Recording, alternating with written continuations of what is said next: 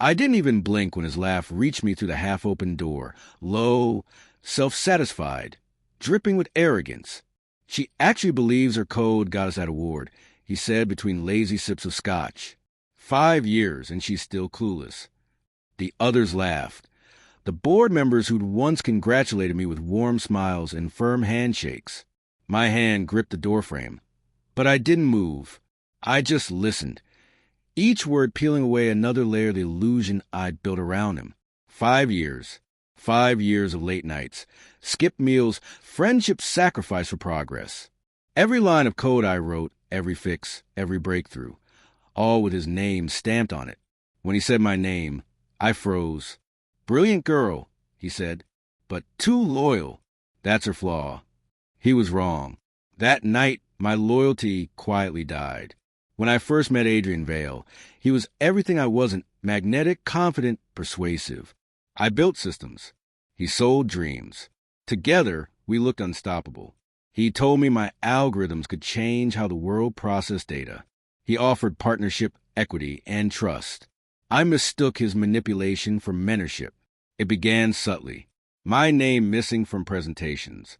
My ideas presented as team contributions. Each time, he'd apologize, flash that disarming smile, and promise to fix it.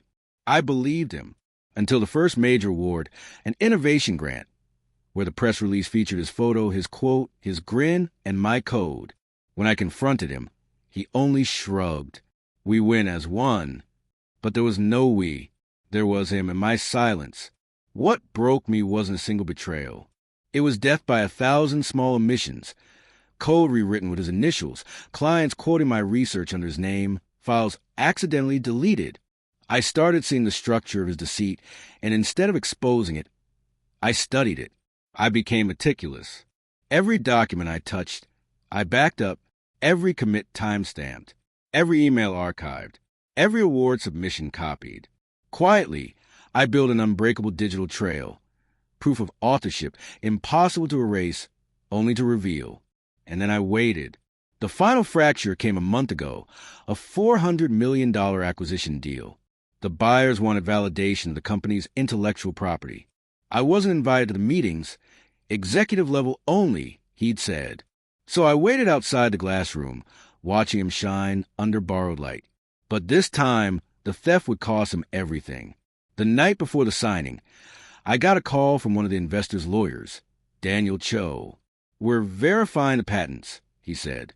"We just need confirmation that the primary architect listed in the award submission is still active with the company." "Of course," I replied. "She'll be there tomorrow." He didn't realize he was speaking to her. The next morning, the boardroom gleamed, chrome glass, and ego. Adrian was already rehearsing his smile for the cameras. I sat 3 seats away, invisible as always. The investors' team entered with quiet authority. Daniel opened a binder, flipped to a page, and said, "We'll need the signature of the primary architect listed on the award documentation." Adrian reached for his pen until I slid the binder toward him.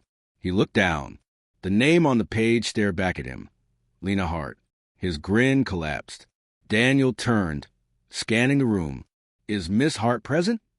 I met his gaze. Adrian's face drained of color. "There must be some mistake," he stammered. "That was a joint project." Daniel shook his head. "The documents indicate sole authorship, proprietary code signatures, time-stamped under Miss Hart's credentials." Then he looked at me. "Miss Hart, would you like to sign?" My hand was steady as I took the pen. The room went utterly still as I signed my name, transferring the ownership rights to their rightful creator. The deal couldn't move forward without my consent, and I had no intention of giving it away. I pushed the contract back across the table.